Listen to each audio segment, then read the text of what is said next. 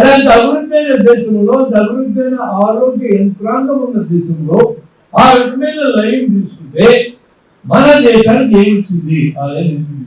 ఇప్పుడు నేను సలహాలు మారుస్తానంటే జ్వరం పెరిగినా 102 గంటలు దాటినా, పల్సార్సి 93 గంటలు పెరిగినా, ఊపిరి పీల్చే వేగం 23 గంటలు పెరిగినా ఇప్పుడు నువ్వు ఇంట్లో ఉండొద్దు. 15 రోజులు వెళ్తారు. ఎంతమందిని? 100 మంది పాజిటివ్ వస్తే 15 మందిని. ఈ 15 మంది కూడా దాదాపు అందరూ ఐసోలేషన్. నీకు జ్వరం వచ్చింది, ఉన్నప్పుడు వచ్చింది, పారాసిటమాల్ నీ ఇంట్లో పెట్టు. అది ఓవర్ ది కౌంటర్, ఎవరికైనా అమ్మగలిగిన ముందు. అది డోలోనో లేకపోతే క్రోసినో మెటాసినో ఏదో పేరు. నేను కొన్ని వేల మందికి ప్రథమ చికిత్స శిక్షణ ఇచ్చాను. గుండె ఆగితే ఆడిపో. నా దగ్గర కరెంట్ లైన్ మంది పట్టుకొని వచ్చారు. 10 నిమిషాలు కరెంట్ షాక్ చచ్చిపోయాడు. 23 ఏళ్ళ వయసు. అటు భార్య పెళ్ళి 2 ఏళ్ళు పసిపిల్లలు 3 నెలల పిల్లలు సంఘటన వచ్చింది. ఏడుస్తా ఉంది కన్నీళ్ళు మున్నూరుగా. ఆ పసిపిల్లకి అర్థం కాదు ఎందుకు ఏడుస్తా ఉందో. అంతా సభ్యం ఉంటేనే దిక్కులేని దేశం ఇది. అలాంటప్పుడు సంపాదించుకోవడం చచ్చిపోయింది. ఆ పిల్లకి ఎత్తింది, ఆ పసిపిల్లకి ఎత్తేది. ఎవరు చెప్పలేదు సమాధానం. వేల మందికి ట్రైనింగ్ ఇచ్చిన నేను 10 నిమిషాల ముందు చచ్చిపోయిన దొరుకుతాను. నేను ఈ కాంట్రాస్ట్ నేను చూపిస్తా. ఈ పని మీరు చేయగలరు కాబట్టి మీతో నేను మాట్లాడుతున్నా. తిరుపతికి దక్షిణంలో కమ్మవారి కండ్రిగండ ఊరుంది, 10 కిలోమీటర్లు. 1990లో అక్షరాస్యత కార్యక్రమం జరిగింది. ఆ కార్యక్రమం అయినాక అక్షరాస్యత అనంతర కార్యక్రమాల కింద మేము గ్రామాల్లో జనానికి ఆరోగ్యం శిక్షణ ముందు ఇస్తాం. మొదటి రోజు మా డాక్టర్ని పంపా, 2వ రోజు నేను వెళ్ళాను. ఒక పెద్ద కాలంలో కూర్చున్నాం, 200 మందిని. పిల్లలందరూ వచ్చినారు 10 రోజుల నుంచి. పాన్ ధరిస్తే ఏం చేయాలా, తెలుగుడితే ఏం చేయాలా, కరెంట్ షాకు, పిడి పెడితే, పురుగు మందులు తాగితే ఎక్కడ బతికించాలా, బాయిలో మనిషి మునిగిపోతే ఎక్కడ బతికించాలి, ఇవి చెప్తా ఉన్నాను. ఈ పొలాలకి పోయే రైతులు ఒక 4 కాడిపనులు అక్కడ పడేసి ఎద్దుని చెట్టు పెట్టేసి కూర్చున్నారు. ఇదేంటి మాకన్నీ చెప్తున్నట్టే ఉంది. మధ్యాహ్నం దాకా విని ఏం సార్ ఏంటి మా గడ చెప్పాలా, ఈ పిల్లలందరినీ పట్టుకుని చెప్తున్నారు ఏంటన్నారు. ఆ పిల్లలందరూ మీ పిల్లలు 20 గ్రామాలను తెచ్చినారు. తిరిగి గ్రామాల్లో నేర్పిస్తామని మేము చెప్తున్నాను. అయితే మంచిదే అన్నారు. ఈ సాయంత్రం 4ంటికి మేము క్యాంపు క్లోజ్ చేయాలి. మేము క్యాంపు నిర్వహించే పద్ధతి విలక్షణంగా ఉంటుంది. మేము డబ్బులు ఖర్చు పెట్టాం. అసలు 200 మందిని 200 ఇళ్ళకి పంపించినాం భోజనానికి. ఆ ఇళ్ళల్లో భోజనం పెడతారు, మా దగ్గర తీసుకోవాలి. మాకేం ఇప్పటికే ఎట్లా చేస్తుంది. నేను గ్రామంలో ట్రైనింగ్ ఇస్తే పోయే ఒక ఛార్జీలు ఖర్చు అంతే. నీకు ఆన్కు కష్టమైతే గుర్తుపెట్టింది ఎట్లా అని సబ్జెక్ట్ నేను చెప్పాను. పేషెంట్ నడుచుకుంటూ వస్తుంటే కొన్ని పాయింట్లు చెప్పగలమన్నా. ఉదాహరణకి అమ్మాయి పొట్టిగా ఉందనుకో, ఈ అమ్మాయి కాంతి కష్టమని చెప్పాలి. 10 కేజీలు పొట్టిగా ఉంటే కాంతి కష్టం, లావుగా ఉంటే కష్టమైంది. చెప్పగలం ఉంది. దగ్గరికి వచ్చి 5 నిమిషాలు మాట్లాడితే చెప్పగలమన్నా. ఇదివరకు 2 క్యాంపులు ఏం చేస్తారు, నాకు 2 సిజేరియన్ చేస్తారు. ఈ 3వ క్యాంప్ అన్నదనుకో మాట్లాడితే తెలిసింది. 2 సిజేరియన్లు అయితే 3వ క్యాంప్ కష్టమయ్యే అవకాశం ఉంది. చెప్పగలం. చెత్త పరీక్ష చేస్తే చెప్పగలమన్నా. చెత్త గుండె మీద పెట్టగానే గలగల శబ్దం తెలుస్తుంది. అమ్మాయి గుండె దెబ్బ తెలిసింది. గుండె దెబ్బ ఉన్న అమ్మాయికి దాంట్లో కష్టమైందని చెప్తారు. చిన్న పరీక్షలు చేస్తే చెప్పగలం. హెచ్పి చేయించా, హెచ్పి 5 గ్రాములు వచ్చింది, ఈ అమ్మాయి కాంతి కష్టమైంది చెప్పగలం. స్కానింగ్ చేస్తే చెప్పగలం. బిడ్డ అడ్డం తిరుగుంటే తెలుస్తుంది, బిడ్డ అడ్డం పడుకుంటే తెలుస్తుంది. మాయ గర్భసంచి ద్వారం దగ్గర కష్టమైనది చెప్పగలం. కాన్పు నొప్పులు మొదలైనాక కూడా చెప్పగలం. నొప్పుల మధ్య ఆగిపోతే కష్టమవుతుంది. కాన్పు సగమైన తర్వాత చెయ్యి ముందుకు వచ్చిందనుకో తగ్గ రాకుండా కష్టమవుతుంది చెప్పగలం. అట్లా వివిధ దిశల్లో ఎట్లా కష్టమవుతుందని చెప్పగలం నేను వివరించడం. ఒక పాయింట్లో తెలియదు బాగుండేది. ఇది అర్థమైంది జనం. డాక్టర్ నేర్పించడం సులభం. మేము మా పుస్తకంలో అదే చెప్తాం, ఇదే రకంగా రాస్తాం. ఇందాక మా రమేష్ గారికి లావు పుస్తకం ఇది ఇచ్చినాము. ఈ లావు పుస్తకం పాత వర్షం ఉంటుంది, దాదాపు 20 ఏళ్ళ నుంచి ఆ పుస్తకం నా దగ్గర. ఆ పుస్తకంలోనే అన్ని దేవుళ్ళు మందులు కూడా రాసినాం. ఆ ఇష్టం నేను రాసినాం. మా మందులు నడిపినప్పుడు జనానికి నాలెడ్జ్ ఇవ్వాలని రాసినాం. ఇప్పుడు ఆ బుక్ అప్డేట్ చేస్తున్నాం. డేట్ కరోనా డేట్ రాసినా మొత్తం అప్డేట్ చేసిన పుస్తకం ఇప్పుడు ఈరోజు ఆయనకి ఇచ్చింది. నేను ఈ అప్డేట్ చేసిన దాంట్లో కూడా మందులు ఉంటాయి. కానీ ఆ రోజు చర్చలో ఏం జరిగిందంటే కమిటీ చర్చలో ఇండియన్ మెడికల్ అసోసియేషన్ పాల్గొన్నారు, అట్లే నర్సింగ్ అసోసియేషన్ పాల్గొన్నారు. వాళ్ళు భయం ఏంటంటే ఈ గ్రామాల నుండి డాక్టర్లందరికీ మందులు తెలిస్తే మా దగ్గరికి ఇవ్వగలుగుతారని, అది భయం. అందుకని మందుల గురించి చెప్పకూడదు కండిషన్ ధర్మం. మాకు ఈ డిస్కషన్ అయినాక మధ్యాహ్నం భోజనానికి లేచినప్పుడు రంగరాజు నా పక్కకు వచ్చి, బ్రహ్మారెడ్డి ఈ పుస్తకం మా వార్త కాదు కానీ నువ్వు రాయను విడిగా మాట్లాడు. నువ్వు 30 మంది డాక్టర్ పెట్టుకున్నావు, 150,000 పనులు పెట్టుకున్నావు, నాకెందుకు సార్ ఈ పని పెట్టుకోవాలి వస్తు బాగున్నాయా లేదా వాళ్ళకి ఇస్తే 50,000 నీకు ఇస్తాను నెలకే సంవత్సరంలో రాసిందంటే ఇచ్చాను. నాకు 50,000 సంవత్సరం 6 లక్షలు ఇచ్చాడు. నా జన్మవిద్యాన్ని ఎందుకు అనుకున్నాను, నాకేం చదువుతానని కాదన్న అడుగుతున్నటువంటి ఎవరిచ్చినా తీసుకో. నాకు టైపులో సహాయపడే నా కంప్యూటర్ 5,000 ఇచ్చాడు. ఆయన నిర్ణయం గొప్ప నిర్ణయం తీసుకుంది. ఎందుకంటే వాళ్ళు రాదు తమలో వాళ్ళు నేను అనుమానిస్తున్నాను కాదు, ఇచ్చుకోవడానికి అలవాటు. అప్పటికే నేను ఈ బుక్ రాసి ఎడిషన్ చేస్తున్నా. ఈ బుక్ లో నేను చేయాల్సింది ఇప్పుడు అవసరమైన మార్చాలి అంతే, మందులన్నీ తీసి పక్కన పెట్టాలి. అయినా ఓవర్ది కౌంటర్ కొంతమంది పనికొచ్చే మందులు విడిగా ఇచ్చినాం మీకు రాసిన సిలబస్ కూడా. పుస్తకాలు తప్పకుండా మీరు 30-40 సంవత్సరాలుగా ఏ ఆలోచన విధానం కోసం అయితే మీరు పని చేస్తున్నారో, ప్రజలను చైతన్యవంతం చేసి ప్రజలను కాపాడుకోవాలని అనుకుంటున్నారో, మేమంతా కూడా ఆ పేద ప్రజల కుటుంబాల నుంచి వచ్చినటువంటి వాళ్ళని ఇవాళ సెంట్రల్ యూనివర్సిటీ చేసినటువంటి సర్వేలో పేద వర్గాలకు సంబంధించిన వాళ్ళు ఉన్నత చదువులు చదివినా ఎక్కడ ఉపాధి అవకాశాలు రాక కన్ను తల్లిని ఉన్న ఊరు విడిచిపెట్టి గిరిజన ప్రాంతాలు, మారుమూల ప్రాంతాలు, కార్మిక వాడలలో నివసిస్తూ ఇవాళ ప్రజలకు వైద్యాన్ని అందిస్తూ మీలాంటి విజ్ఞుల యొక్క మీరిచ్చేటువంటి స్ఫూర్తిని ప్రజల్లో ఇంకా ఉన్నాం కనుకనే ఇవాళ ప్రజలు మమ్మల్ని గౌరవిస్తున్నారు కనుకనే ఇప్పటి వరకు ఈ వైద్యాన్ని కొనసాగిస్తున్నాం. అసలు ఒక నానుడి ఉంది, మేమేమనుకున్నాం మా సంఘాలుగా మొదలైన నాటి నుంచి మేము ఒకటే మాట్లాడుకున్నాం. అందరూ దేవుడు డాక్టర్ దేవుడు అని చెప్తారు, కానీ మేము మాకు పేద ప్రజలే దేవుడు అని మోక్షి పనిచేస్తున్నాం. ఎందుకంటే మాకు బతుకునిచ్చేది, మమ్మల్ని కాపాడుకునేది, మాకు ఉపాధి కల్పించేది వాళ్ళే కనుక మా సంఘాలు, మా ఏ సంఘమైనా దాని పేరు ఏదున్నా కూడా మేము ఆ దిశలో వెళ్తున్నాం కనుకనే ఇలా ఇన్ని ఇబ్బందులైనా, ఇన్ని కష్టాలైనా, ఇన్ని ప్రాబ్లమ్స్ అయినా, ముక్కుమ్మడిగా దాడులు చేసినా గుండె నిబ్బరంతో ఉన్నాం.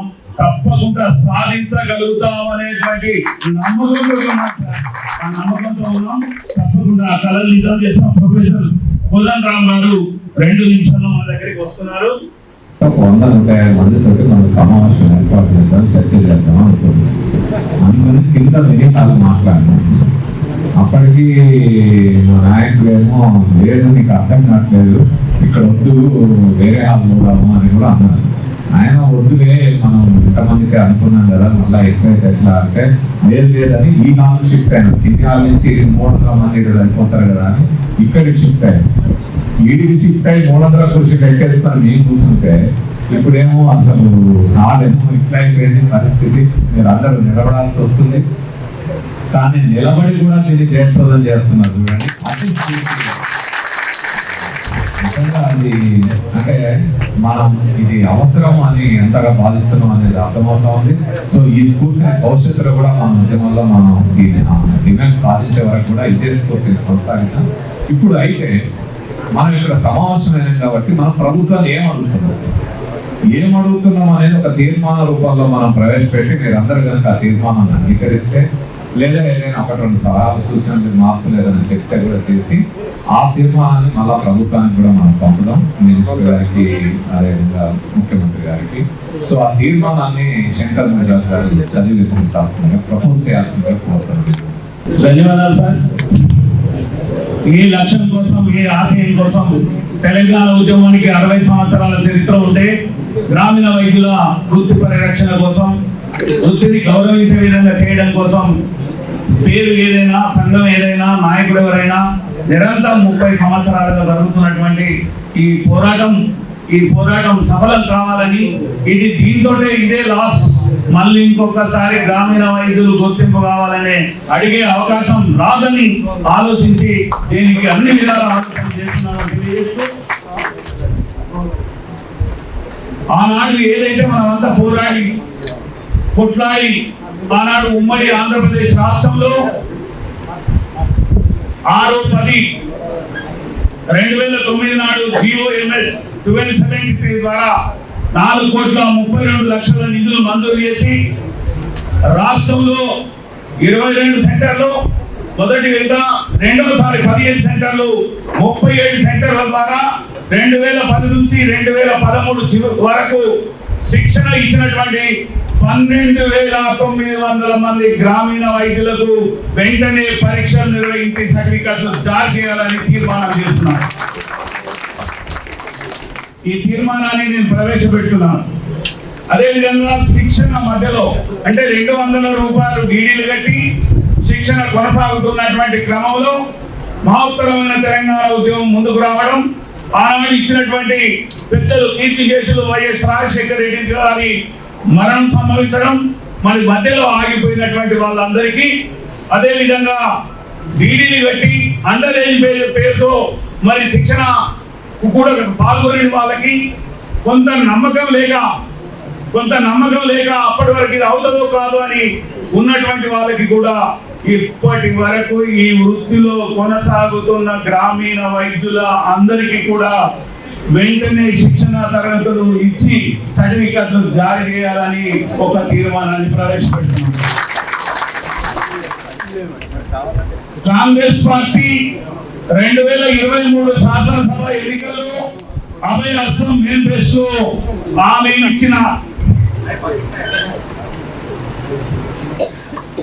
ఇచ్చిన విధంగా 2009 ప్రభుత్వ ఉత్తర్వులు అంటే 1273 అమలు ఏదైతే ఇప్పుడు పెద్దలు డాక్టర్ బ్రహ్మారెడ్డి గారు చెప్పినట్టు పాఠ్యాంశాలు వాల్యూమ్ 1, వాల్యూమ్ 2, వాల్యూమ్ 3 ప్రొజెక్టర్స్ శిక్షణ ఏదైతే దూర విద్య 104, 108 ఏవైతే శిక్షణ తరగతులు ఇచ్చిందో ఆ విధంగానే శిక్షణ తరగతులు ఇవ్వాలని చెప్పి తీర్మానాన్ని ప్రవేశపెడుతున్నాం. ఇంకొక తీర్మానం, రాష్ట్ర ప్రభుత్వం వెంటనే జీవో ఇచ్చి ఎన్నికల మేనిఫెస్టో పెట్టింది కానీ అది చట్టం కావాలంటే జీవో ఇవ్వాలి. జీవో ఇచ్చి బడ్జెట్ కేటాయించి శిక్షణ తరగతులు వెంటనే ప్రారంభించాలని చెప్పి ఒక తీర్మానాన్ని ప్రవేశపెడుతున్నాం. అదేవిధంగా తెలంగాణ రాష్ట్రంలో పేద ప్రజలకు వైద్యం చేస్తూ కన్న తల్లిని ఉన్న ఊరు నిలిచి మారుమూల ప్రాంతాల్లో జీవిస్తూ ప్రజాసేవ చేస్తూ ఉన్నా లేకున్నా కరోనాలో 80-86 మందిని కోల్పోయినాం. అయినా గుండె నిపుణులతో పనిచేస్తున్నటువంటి ఆర్ఎంపీ పిఎంపీలపై పిఎస్ఎల్సి మరి మీరు చేస్తున్నటువంటి దాడులను వెంటనే నిలిపివేయాలని చెప్పి డిమాండ్ చేసి తీర్మానాన్ని ప్రవేశపెడుతున్నాం. ఇప్పటి వరకు వాళ్ళు దాడులు చేసి ఎక్కడెక్కడైతే గ్రామీణ వైద్యులపై కేసులు పెట్టారో ఎఫ్ఐఆర్ చేసిందో అవన్నిటిని కూడా రద్దు చేయాలని చెప్పి కూడా తీర్మానాన్ని ప్రవేశపెడుతున్నాం. ఈ తీర్మానాన్ని బలపరచవలసిందిగా కోరుతున్నాం. అందరికీ నమస్కారం. ఈరోజు మన ఉమ్మడి రాష్ట్ర సంఘం తీర్మానించిన ప్రత్యేక కార్యక్రమాన్ని నేను బలపరుస్తున్నాను.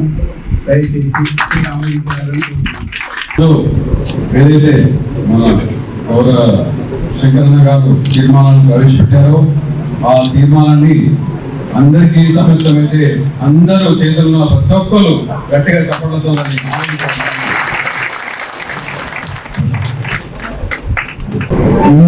3 తీర్మానాలు ఏదైతే చేసారో ఆ తీర్మానానికి మనమంతా ఐక్యతతో పోరాడి సాధించుకోవడానికి అందరం ఐక్యతతోటి అందరం మద్దతు తెలపాలని నా అభిప్రాయం కూడా మీకు తెలియజేస్తుంది.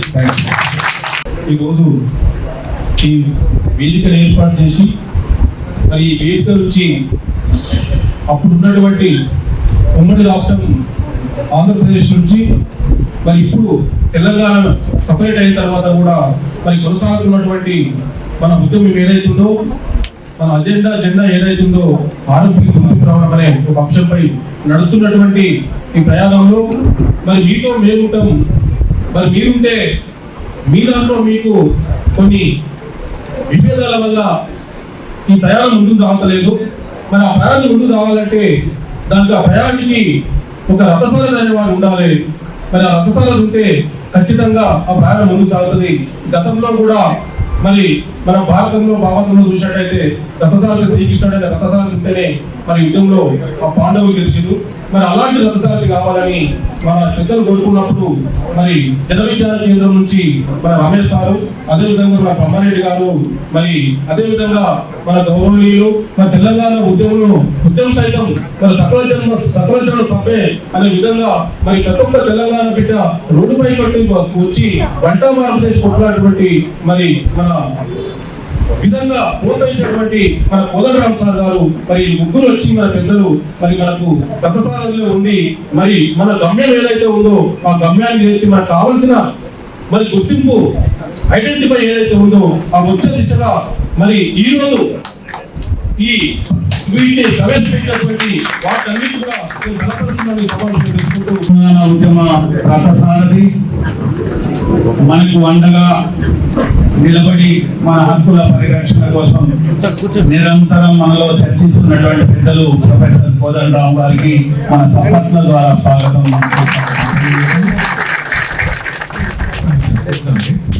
హరిబాబు గారు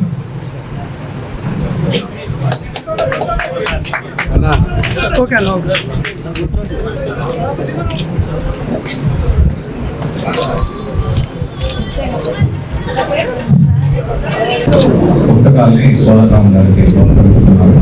ప్రజల ఆరోగ్యం ప్రజల చేతుల్లో అనేది మీరే వైద్యం చేసుకుంటున్నారు.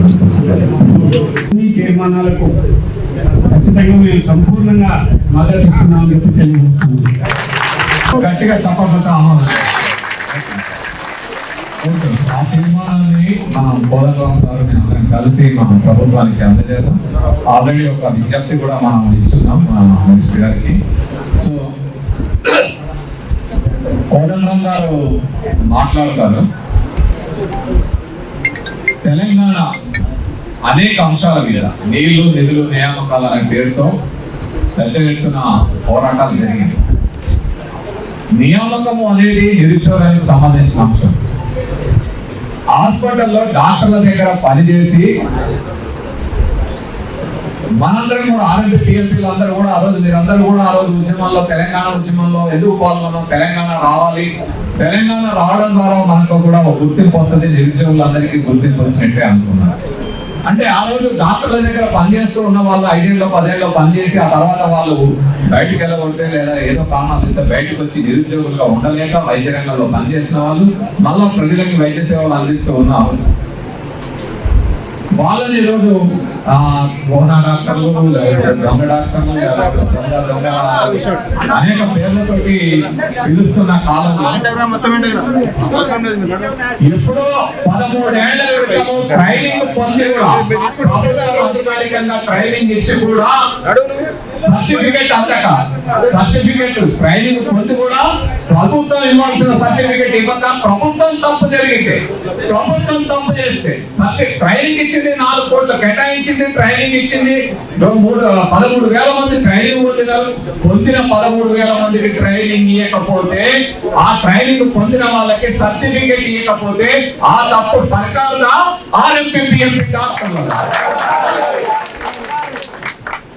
మరి సర్కారు తప్పు చేస్తే శిక్ష ఎవరికి పడాలి? ఎందుకు ఆర్ఎంపీ టీఎంపీలకు శిక్ష పడుతుంది? వాళ్ళ మీద ఎందుకు కేసు పెడతారు? ఎందుకు మీకు గుర్తింపు లేవని అంటున్నారు అనేది చాలా. మరి 2000 తెలంగాణ వచ్చింది, 10 ఏళ్ళు మా సర్కారు అనుకున్నాం, రాజ్యం ఏలింది, మరి అప్పుడే వాళ్ళని పెట్టింది. మరి మనోళ్ళు వచ్చిన కన్నా మన సమస్య పరిష్కారమై ఆ సర్టిఫికేట్ మనకి ఇస్తారంటే 10 ఏళ్ల పాటు అది ఇవ్వలేదు. ఇప్పటికైనా ఈ సర్కారు మన కాంగ్రెస్ పార్టీ ఎన్నికల ముందు హామీ మేనిఫెస్టోలో పెట్టింది కాబట్టి ఇప్పటికైనా ట్రైనింగ్ ఇచ్చి మనకు ఆ సర్టిఫికేట్ ఇవ్వాలి. ట్రైనింగ్ పొందిన వాళ్ళకి ఇచ్చి అధికారికంగా ప్రభుత్వం వైపు నుంచి గుర్తింపు రావాల్సిన అవసరం ఉంది. సో దానికోసమే మీరు అందరూ ఈ ఉద్యమాలు పోరాటాలు చేస్తున్నారు. ఈ రోజు అనేక సంఘాలు కలిపి తెలంగాణలో ఉండే ఆర్ఎంపీ టీఎంపీ సంఘాలు అనేక సంఘాలు అనేక సంఘాలు కలిసి ఈ విధంగా మీరు తారీఖు టిఎంపి సంఘాల ఉమ్మడి వేదిక ఏర్పాటు చేసుకొని ఒకే ఫలాన్ని గెలిపించడానికి ముందుకు వచ్చినందుకు మీ అందరికీ అభినందనలు. ఒకరిద్దరు బయట ఎవరైనా సంఘాలు ఉంటే వాళ్ళు కూడా వచ్చి అందరూ కలిసి గెలిపిస్తే తెలంగాణలో కనుక అన్ని ఉద్యోగ సంఘాలు అందరూ కలిసి జేఏసీగా ఎట్లయితే ఉద్యమించి కేంద్ర ప్రభుత్వం మెడలోంచి తెలంగాణను తెచ్చుకున్నారు, తెలంగాణనే సాధించిన తెలంగాణ గడ్డ ఆర్ఎంపీఎంపీల ట్రైనింగ్ సర్టిఫికేట్ సాధించుకున్నారు కాబట్టి ఖచ్చితంగా సాధించి తీరుతుంది. సో దానికి కోదండరామ్ గారు కూడా మీతో పాటు ఉండి సాధించేవారికి నిలబడతానని ముందుకు వచ్చారు. మొదటి నుంచి ఈ ఉద్యమంలో ఉన్నారు. వారు ఇప్పుడే కాదు, తెలంగాణ ఉద్యమంలో అంతకు ముందు కూడా ఆయన మొదటి నుంచి అసలు తెలంగాణ ఉద్యమం కంటే ముందు నుంచి కూడా కోదండరామ్ సార్ అందరికీ విద్య, అందరికీ ఆరోగ్యం అందాలని, సర్కారు వైద్యం, సర్కారు విద్య ప్రతి ఒక్కరికి అందాలని విద్యా వైద్య రంగం గురించి, ఆరోగ్య రంగం గురించి నిరంతరం కృషి చేసిన వ్యక్తి. ఆ తర్వాత తెలంగాణ డిమాండ్ వచ్చిన తర్వాత తెలంగాణ ఉద్యమం కోసం కూడా పనిచేశారు. సో వారికి ఆరోగ్య రంగం గురించి, విద్యా రంగం గురించి సంపూర్ణమైన అవగాహన ఉంది. ఆర్ఎంపీ పిఎంపీల సమస్యల గురించి కూడా వారికి సంపూర్ణమైన అవగాహన ఉంది. కాబట్టి వారు కూడా మీతో పాటు ఉండడానికి ముందుకు వచ్చినందుకు వారికి ధన్యవాదాలు తెలియజేస్తున్నాను. మాట్లాడేది ఏమి కార్యాచరణ తీర్మానాలు అయిపోయినాయి కనుక రమేష్ గారు చెప్పినట్టు బేసిజాలకు వెళ్లకుండా ఎన్ని సంఘాలు ఉన్నా అన్ని సంఘాలు కలిసి రావాల్సిందే. ఇది అందరి సమస్య. బ్రహ్మారెడ్డి గారు మాట్లాడుతున్నప్పుడు ఒక సమస్యను మనకు గుర్తు చేశాడు. నేను గొప్ప, నువ్వు గొప్ప అనే కాదు, మన వృత్తి గొప్పది, మన వృత్తి గొప్పది. మనం నిలబెట్టినటువంటి ఆ ప్రజలు గొప్పవాళ్ళు, వాళ్ళని కాపాడుకోవాలంటే మనం ఈ సంఘాలు ఏదున్నా మనం ఐకమత్యంగా ఉండాలి. మేమందరికీ కూడా అన్ని సంఘాల నాయకులు కూడా మా పరిధిలో ఉన్నటువంటి వాళ్ళందరూ కూడా ఒకరికొకరు ఫోన్లు చేసి మాట్లాడడం జరిగింది. కొంతమంది ఈ మీటింగ్ తర్వాత కలుస్తామని చెప్పినారు, కొంతమంది తప్పకుండా గుర్తింపు రావాలి అని చెప్పినారు, కానీ కొన్ని మొమ్మాట పడ్డారు. మేము ఒకటే చెప్తున్నాం ఈ వేదిక నుంచి, ఇది సమర్థవంతంగా ఒక నీతి నిజాయితీతో మనం 30 ఏళ్ళుగా కోదండరామ్ సారు 60 ఏళ్ల తెలంగాణ ఉద్యమాన్ని భుజాల మీద వేసుకుని జేఏసీ చైర్మన్ గా పోరాటం చేసింది. ఆనాడు మనం అందరం కమ్యూనికేటర్ సెంటర్స్ గా ఆర్ఎంపీలు ప్రతి ఒక్కరు చాలా మంది మీద కేసులు ఉన్నాయి. నన్ను ఆ రోజు అందరు కలిసి జేఏసీ చైర్మన్ వేసింది. సార్కు తోడుగా ఏ పోరాటం చేసినా మనం ఉన్నాం. కానీ ఇలా మన పోరాటానికి సార్ ఉండడు. ఆ సార్ ఒకే మాట చెప్పినాడు, మనం కూడా అంత చక్కగా చెప్పాం. వైద్య ఆరోగ్య శాఖ మంత్రి గారి దగ్గరికి తీసుకువెళ్ళిన తర్వాత అందుబాటులో ఉన్న వాళ్ళని పోయింది. చాలా చక్కగా వివరించి చెప్పిన తర్వాత ఒకటే మాట చెప్పినారు మంత్రి గారు, పరిశీలిస్తాం, అధికారులతో మాట్లాడతాం, ముఖ్యమంత్రి గారికి కూడా ఈ విషయం చెప్తాం, 15 రోజులలో దీనికి ఒక కార్యరూపం చేస్తాం, మాట ఇచ్చినాం, మాట నిలుపుకుంటాం అనే మాట చెప్పినాం. కనుక అది సారు అందరితో మాట్లాడుతున్నారు, అన్ని విషయాలు చెప్తున్నారు కనుక ఇంకా ఏం మాట్లాడినా ఈ వేదిక మీద చాలా మంది పెద్దలు ఉన్నారు. ఒక్కొక్కరికి మైక్ ఇస్తే గంట మాట్లాడగలిగే సమర్థులు. ఇది అన్న ఒక్కొక్కరికి మైక్ ఇస్తే గంట మాట్లాడే వాళ్ళు ఉన్నారు, ఇటు గంటన్నర మాట్లాడే వాళ్ళు కూడా ఉన్నారు. కానీ మన బాధ ఏందో, మన గోస ఏందో, మనం ఏం చేయాలో, రేపు సార్ ముఖ్యమంత్రి దగ్గర ఏం చేస్తారో, ముఖ్యమంత్రి గారి దగ్గర సార్ ఏం చేస్తారో, మనదేం చేయమంటారో, మరి మనం అందరం కలిసి మన మాటగా సార్కు మాట్లాడే అవకాశం ఇస్తే తర్వాత మనం భోజనం చేస్తున్నాం కనుక అన్నిలో భావించాలని కోరుకుంటూ ఈ తెలంగాణ రాష్ట్రం వరకు కోదండరామ్ సార్ పేరు శాశ్వతంగా ఉన్నది. అంటే మనం నిమిషం కనిపిస్తున్నారు కానీ వాస్తవం చెప్పాలంటే గతంలో ఇట్లాంటి మనం చాలా చేస్తున్నాం, చాలా హ్యాపీగా అందరూ పోరాటం చేస్తున్నాము. నా ఆలోచన అంతా ఒకటే, ఈ రాష్ట్రంలో కాదు, ఈ దేశంలో కాదు, ఆర్ఎంపీ వ్యవస్థను కలిగించాల్సిన శక్తి కూడా బహుశా యువకుడు అనుకుంటారు. ఎందుకంటే ఈ దేశానికి, ఈ రాష్ట్రానికి వెన్నెముక రాజు ఎటనో గ్రామీణ వైద్య రంగానికి కూడా ఆర్ఎంపీలో ఆకలి. అలాంటి సార్ ఒక రిక్వెస్ట్ చేయండి, రోజుకు ఒక ప్రాక్టీస్ 20 మంది చూస్తే ఈ రాష్ట్రంలో 50,000 మంది, 50,000 మంది గ్రామీణ వైద్యులు ప్రతి రోజు 10 లక్షల మంది వైద్యం చేస్తారా? ప్రతి రోజు 10 లక్షల మంది వైద్యం చేస్తారు. అది సాధ్యమా? వేరే మార్గంలో సాధ్యం కాదు. ఈ వ్యవస్థ ఇంకా 20-30 సంవత్సరాలని కొనసాగాల్సిందే. ఇది 100% మీ అంత పట్టుదలనే ఉంటుంది. సార్లు ఎందుకు సార్లు చెప్తున్నారు, సంఘాలతో ఉమ్మడి ఉన్న సంఘాలని ఇంకా బలోపేతం చేయడానికి మార్గాలు మన శంకరన్న కానీ వెంకటరెడ్డి కానీ బాలప్రభు అందరూ కూడా బ్రహ్మాండంగా కృషి చేస్తున్నారు. కానీ ఆ దారిలో మనం బాధైపోతున్నాం. ఇది చాలా బాధ కలిగిన విషయం. ఈ చిన్న మీటింగ్ నాకు తెలిసినంత చాలా చిన్న మీటింగ్ మీరు అనుకుంటున్నారు. మన జిల్లా కేంద్రంలో కూడా ఇంతకంటే పెద్ద మీటింగ్ ఏర్పడతాం, 100 మందితో ఏర్పాటు చేస్తాం, 1000 మందితో ఏర్పాటు. మీటింగ్ ఏర్పాటు చేయడం వేరే, సమస్యపై పోరాటం చేసే వ్యక్తులు వేరే. మీరు మీ ప్రాక్టీస్ వదులుకొని ఖచ్చితంగా ఎప్పుడైతే రాష్ట్ర స్థాయి నాయకులు పిలిపిస్తారో మీరు వచ్చిన ఈ సమస్యలు 100% సక్సెస్. నేనేమనుకున్నా, ఇది రావచ్చు. ఈ రాష్ట్రం ప్రభుత్వం కొత్తగా వస్తేనే మనం రొట్టెకి నీళ్ళు పడింది అనుకున్నాం లేదా? రొట్టెకి నీళ్ళు పడినా పెన్ను మీద పోయిలో ఉన్నాము కనుక నేనేమంటున్నా, ఇవన్నీ సహజంగా జరుగుతున్నాయి. అట్లా కాకుండా ఉండాలని 100% సరే సరే అనుకుని మాట్లాడితే ఇట్లా ఉంటది. చాలా సంతోషం. మీ అందరికి, మీ నాయకులు వచ్చిన అందరికి కూడా ధన్యవాదాలు తెలుసు. డాక్టర్లు అందరు డాక్టర్లే, అందరికీ కూడా పేరు డాక్టర్ గారు మాట్లాడినప్పుడు నేను లేను, చాలా మిస్ అయినా. వారి ఉపన్యాసం వినవలసి ఉంటుంది. ఎందుకంటే చాలా విషయాలు తెలుసు, చాలా విషయాలు మాట్లాడగలుగుతారు. ప్రజల కోసము వైద్యం ఉండాలి అని ప్రజా వైద్యం కోసం పనిచేసినటువంటి ఆయన, ప్రజా వైద్యం కోసం నిలబడ్డటువంటి ఆయన, వారు చాలా విషయాలు చెప్పే ఉంటారు. కాబట్టి ఇవాళ నేను అంత విపులంగా మాట్లాడవలసిన అవసరం ఉండదు. మీ అందరికీ నేను చెప్పేది ఒకటే, ఎంతమంది వైద్యులు ఉన్నా ఇవాళ దేశంలో ప్రజలందరికీ వైద్యం ఇంకా అందుబాటులోకి రావాలంటే ప్రత్యేకించి గ్రామ స్థాయిలో ముఖ్యంగా ఫస్ట్ ఎయిడ్ ట్రీట్మెంట్ జరగాలంటే ఆ గ్రామ స్థాయిలో కూడా ఉండి వైద్యం అందించేటువంటి డాక్టర్ ఒక ఆయన కావాల్సిందే. దానికి ఒక్కొక్కరు ఒక్కో రకమైన పేరు పెడతారు. వైద్యుడు లేని చోట అని ఒక చోట చర్చ జరిగింది. తర్వాత డాక్టర్స్ ఆన్ ఫుట్, ప్రజల వైద్యుడు అని రకరకాల పేర్లతో మనం పెట్టుడెందుకు? గవర్నమెంట్ మాత్రం ఏముందని ఆశా వర్కర్లని పెట్టింది కదా గవర్నమెంట్ కూడా. వాళ్ళు కూడా వైద్యం చేస్తున్నారు. వాళ్ళు వైద్యం చేస్తున్నప్పుడు ఎవరేం అభ్యంతరం చెప్పట్లేదు. ఏ కౌన్సిల్ వాళ్ళు వాళ్ళ మీద దాడి మనం కూడా అటువంటి ఒక వైద్యం చేస్తున్నాం. ఒకటే ఏంటంటే వాళ్ళు కొంచెం పారామెడికల్ కోర్సెస్ చదువుకున్నారు, అది సర్టిఫికేట్ ఉంది. అట్లాంటి సర్టిఫికేట్ ఒకటి మనకి ఇచ్చి అనుభవంతో మనం చేస్తున్న వైద్యానికి శాస్త్రాన్ని కూడా తోడు చేస్తే బాగుంటుంది అనేది ఒక సూచన. ఆ శాస్త్రాన్ని తోడు చేసుకోవడానికి ప్రభుత్వం చూసుకోవాలి. దానికి మరి ఇప్పటికే కోర్సు డిజైన్ అయిపోయింది. ఆ కోచింగ్ ఎట్లుండాలనేది నిర్ణయమైంది. ఆ కోచింగ్ మనం ఇంకా అందరం కూడా తీసుకోవడానికి అవకాశం లేకపోవటమే సమస్య. చాలా రకాలైన కార్పొరేట్ శక్తులు అడ్డం పడతాయి, వద్దు అని అడ్డం పడే ప్రయత్నం చేస్తాయి. ఆ శక్తులతో తలపడితే తప్ప అది సాధ్యమయ్యే విషయం కాదు.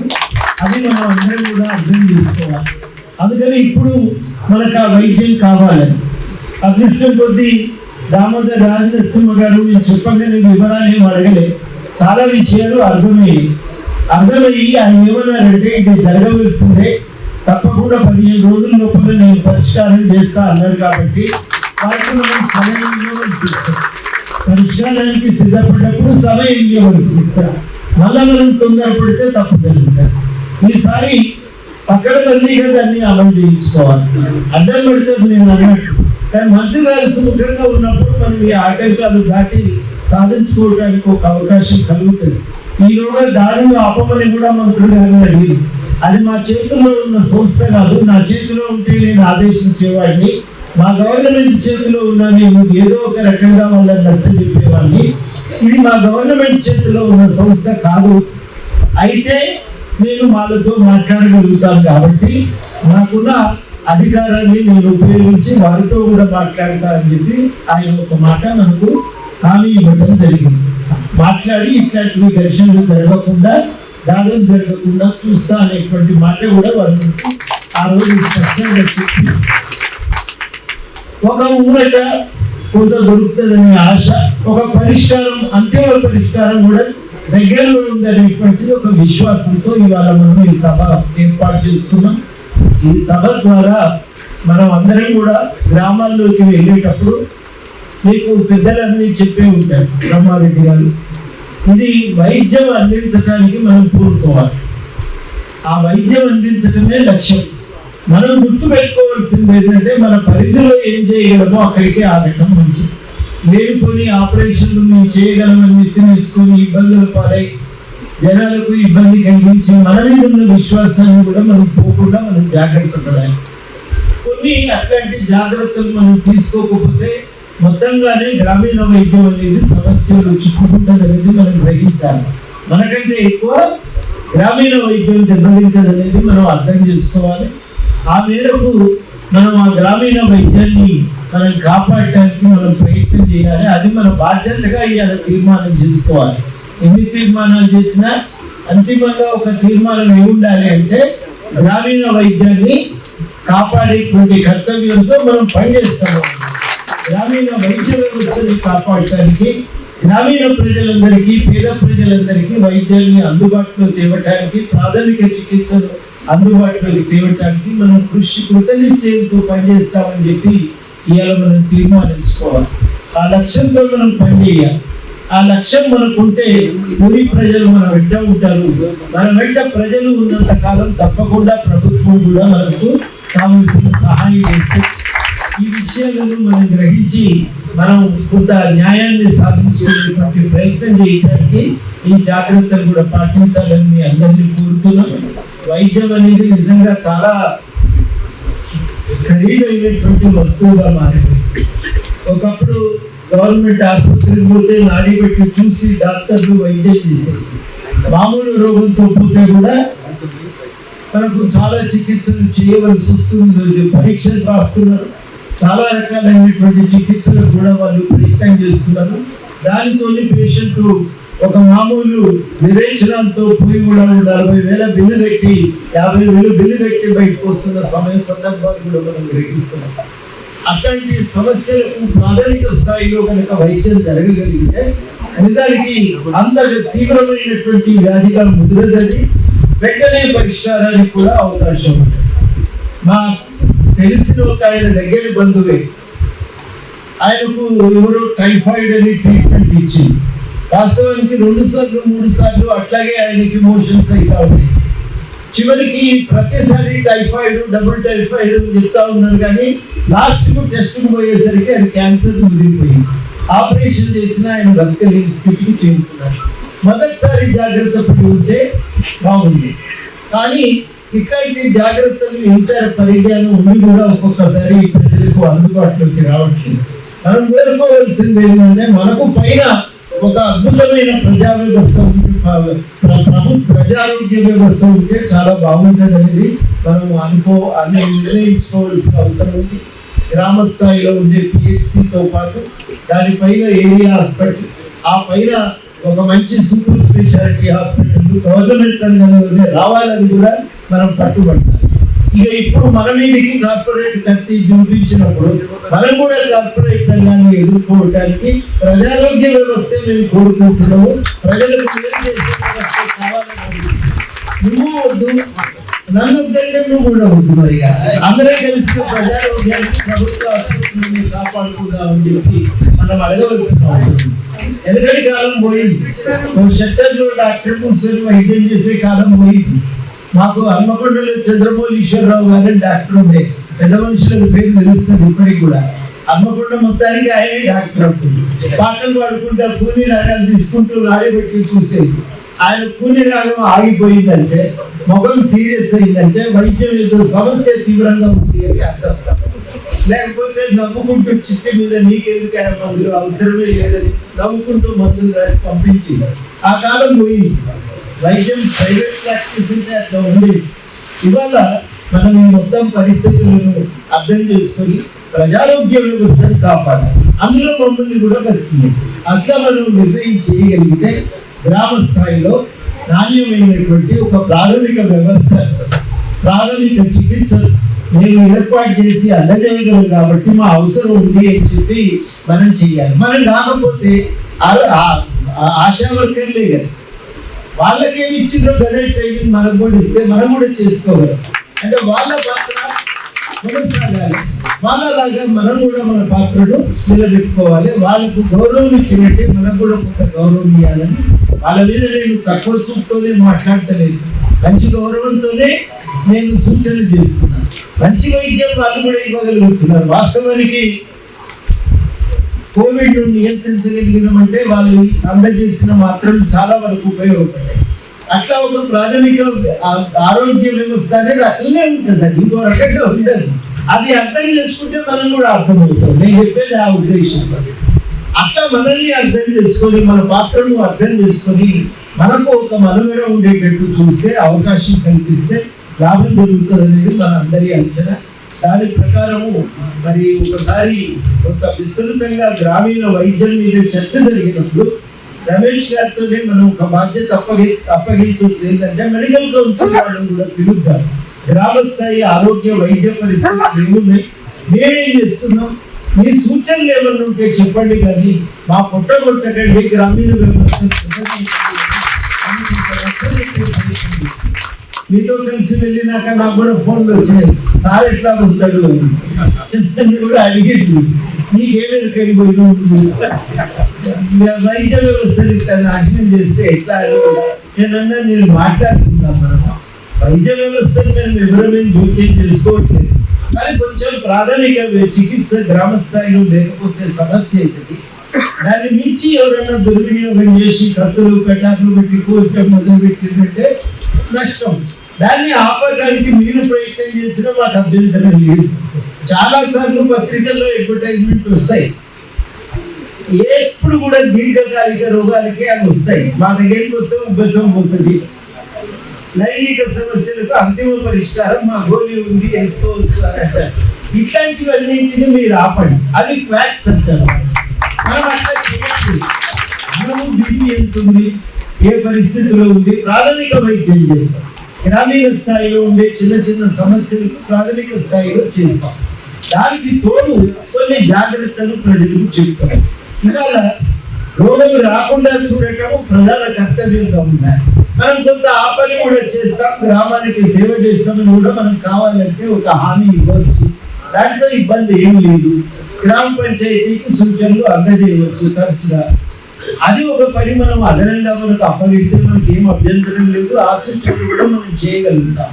ఇట్లాంటి పనులు అవసరం. ముందు ప్రాథమిక చికిత్స, అప్పటికి ట్రీట్మెంట్ కాకపోతే ఏరియా ఆసుపత్రి, ప్రాథమిక ఆరోగ్య కేంద్రము, ఏరియా ఆసుపత్రి, అక్కడికి మనం చాలా వరకు సమస్యలను పరిష్కరించే ప్రయత్నం చేస్తే రోగాలు దీర్ఘ రోగాలుగా మారే అవకాశం లేదు. వైద్యం కూడా సులువుగా జరిగిపోతుంది, వ్యక్తుల ఆరోగ్యాన్ని కూడా కాపాడవచ్చు. అది మనం జరిగితే అప్పుడు ఇంకా తీవ్రమైన ఏమన్నా ఉంటే చూస్తాం.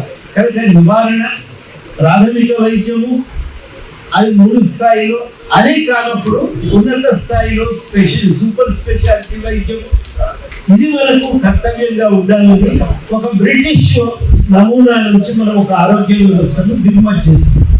ఈ మధ్యన ఆరోగ్య వ్యవస్థ ఉపకూలిపై మొత్తం కార్పొరేట్ చేస్తున్నట్టు పోయింది. మళ్ళా పాత ఆరోగ్య వ్యవస్థను పునరుద్ధరించాలనుకుంటే కింది స్థాయిలో మనం ఉండాలి. అది చాలా కీలకం. ఆ ప్రాథమిక ఆరోగ్య వ్యవస్థను కాపాడుతూ వైద్య వ్యవస్థను పునరుద్ధరించేటువంటి పని ఒకటి గవర్నమెంట్ నెత్తిలో పెట్టుకోవాలి. దానికి బదులుగా ఒక పెద్ద కార్పొరేట్ శక్తి వచ్చే వరకు ఏం జరుగుతుంది అంటే కార్పొరేట్ వైద్యం కోసం పరికరాలు పెద్దవి ఉన్నాయి. ఆసుపత్రి పెట్టుడే కష్టమైపోయింది. ఇవాళ రేపు అది ఎంత కష్టమైందంటే మన దగ్గర ఉండే పెట్టుబడిదారులతో కూడా పని తెలియదు. రకరకాల దేశాల నుంచి వచ్చి ఆసుపత్రులు దాదాపు హైదరాబాద్ లో ఉన్నాయండి. ఫారెన్ పెట్టుబడుల చేతుల్లోకి వెళ్ళిపోయి ఏది కూడా సొంతంగా నడుపుతున్నది లేవు. 1-2 మినాయించి అన్ని ఫారెన్ పెట్టుబడిదారుల చేతుల్లోకి పోయి, ఆ పెట్టుబడిదారుల చేతుల్లోకి పోయి అన్ని పరికరాలు తెచ్చినాక పని దొరకకపోతే ఖర్చు పెరుగుతుంది. కాబట్టి వాటికి పని చెప్పాలంటే మనకు అవసరం ఉన్నా లేకున్నా వైద్యం చేయాలి. వాటన్నింటి మీద లేని అభ్యంతరం ఉంటుంది. కడుపు నొప్పికి మంది ఇచ్చే మన మీద ఎందుకు ఉండాలి? విషయాలు ఇవి మనం బలహీనపడాలి. ప్రజారోగ్య వ్యవస్థ బలపడాలనే నినాదం మనం ఎత్తుకోవాలి. లేకపోతే ఎప్పటికీ కార్పొరేట్ తో ఘర్షణ మనకు ఉండనే ఉంటాయి. కింద రోగం రాకుండా ఆపేటోడు ఉంటే కష్టమే కదా. కాబట్టి ఇట్లాంటి సమస్యలు ఉంటాయి. దాన్ని మనం అర్థం చేసుకొని మనం ఒక స్పష్టతతో పనిచేయాలి. ఈ కార్పొరేట్ వైద్యం కాదు, ప్రజారోగ్య వ్యవస్థ కావాలని చెప్పి మనం గట్టిగా చెప్పగలిగితే ఆ ప్రజారోగ్య వ్యవస్థలో మనం బతకగలుగుతాం. మనకు వేధింపులు ఉండవు, మన స్థానం మనకు బలంగా ఉంటుందని చెప్పి నేను అర్థం చేసుకుంటున్నా. అట్లా మనం అర్థం చేసుకోవడం కూడా అవసరమని నేను భావిస్తున్నా. అట్లా అర్థం చేసుకోగలిగినప్పుడే మన హక్కులను కాపాడుకోగలమని కూడా నేను కోరుతా ఉన్నా. దాన్ని మనం దృష్టిలో పెట్టుకోవాలి. ఈ నేపథ్యంలో మీరు పోరాటం చేయాలంటే ఒకటే సూత్రం ఏంటంటే అందరూ ఒక దాటి మీదకి రావాలి. కుర్చీ వేసుకునేటప్పుడు ఏమో కుర్చీ వాళ్ళు వింటున్నారు కానీ ముందైతే హక్కుల రక్షణకు ఐక్యంగా లేకపోతే నష్టం కాదు. పోతాయి, అన్ని పోతాయి. పైసలు ఉన్నాడు పైసలతో ఏమైనా ఆటాడుతాడు.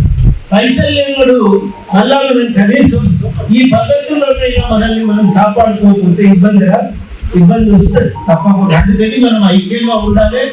ఐక్యంగా ఉన్న వాళ్ళు అయితే సంఘం మిగిలాలి, లేని సంఘం పోవాలి అని కూడా నేను నిష్కర్షణ చెప్తున్నా. అట్లా మిగిలినప్పుడు మనందరికీ కూడా లాభం జరుగుతుంది.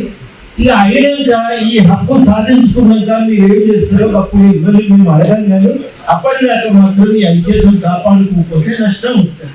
పైసలు వెదజల్లి మనకు మోసం చేసుకోవడం ఉన్నాక రకరకాల పేర్లతో మనకు వీడు భూత వైద్యుడి కంటే కళహీనం మనిషి వీడు ఉండరాదు అని చెప్పి మనల్ని ఎక్కిరించే పరిస్థితులు ఉన్నప్పుడు మనం ఐక్యంగా ఉండకపోతే బతకలేదు. దాన్ని మీరు అర్థం చేసుకోవాలని చెప్పి మీ అందరినీ కోరుతూ ఆ ఐక్యంతో మనం నిలబడదాం. ఆ ఐక్యంతో నిలబడితే తప్పకుండా మనకు అవకాశాలు దొరుకుతాయి, మన హక్కులకు రక్షణ ఉంటుందని చెప్పి మిమ్మల్ని అందరినీ కూడా అభ్యర్థిస్తూ నేను చెప్పేది ఏంటంటే స్థూలంగా ప్రజారోగ్య వ్యవస్థలో బతుకుతాం. మనం కార్పొరేట్ శక్తులు బలపడ్డప్పుడల్లా మన మీద ఖర్చు కనిపిస్తూ ఉంటాయి. రెండోది ఏంటంటే మనం అర్థం చేసుకోవాల్సింది మనం ఐక్యంగా ఉంటేనే మనం బతకగలుగుతాం, మన మనుగడ మన హక్కులకు రక్షణ ఉంటుంది అని నేను మీ అందరినీ అభ్యర్థిస్తూ నాకు ఈ అవకాశం ఇచ్చిన అందరికీ మేము ఎన్ని ఇబ్బందులు పడ్డాము.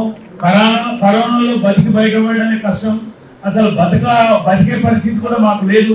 86 మందిని బిడ్డలను కోల్పోయినాం. ఇవాళ మేము ఇంటికి మేమే పెద్ద దిక్కు. మేము పోతే మా కుటుంబాలు రోడ్డు మీద పడే పరిస్థితే. కానీ మా లోపల ఎవరి మీద ఎవరికి ఈర్ష్యలు. మీరు చెప్పినట్టు మీ సారథ్యంలో తప్పకుండా ఎంత పెద్ద 60 సంవత్సరాల తెలంగాణ ఉద్యమానికి దానికి మీరు వెలుగులు చూపెట్టి దాన్ని ఇచ్చేసినటువంటి గొప్ప నాయకత్వం మీది. మీ నాయకత్వంలో మేము 37 ఏళ్ళు మేము చిన్న సంఘాలుగా ఉండి కలిసిమెలిసి ఉండి పోరాటం చేసి మీతో కలిసి వచ్చాం. రేపు కూడా మీ సారథ్యంలో మేము మా రమేష్ అన్న యొక్క సూచనలు, సలహాలు, ఐడియాలు, ఆలోచన విధానం, బ్రహ్మారెడ్డి గారు చెప్పినటువంటి లక్ష్యాలను కూడా తప్పకుండా మేము శిరస వహిస్తామని తెలియజేస్తూ మీకు ప్రత్యేకమైనటువంటి ధన్యవాదాలు.